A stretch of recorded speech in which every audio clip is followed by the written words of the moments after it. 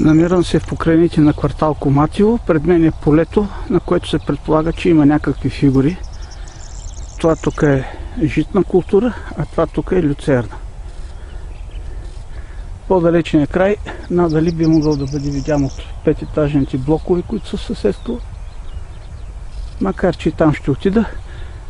В далечината, където е тази жълта къща, бях преди малко. Има малко полегнали жита класове от неблагоприятни метеорологични условия в ония край.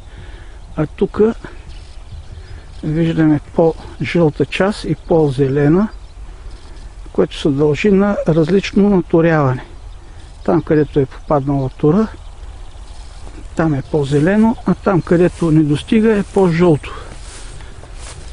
Сега ще обхода полето и ако видя нещо интересно, ще го заснема.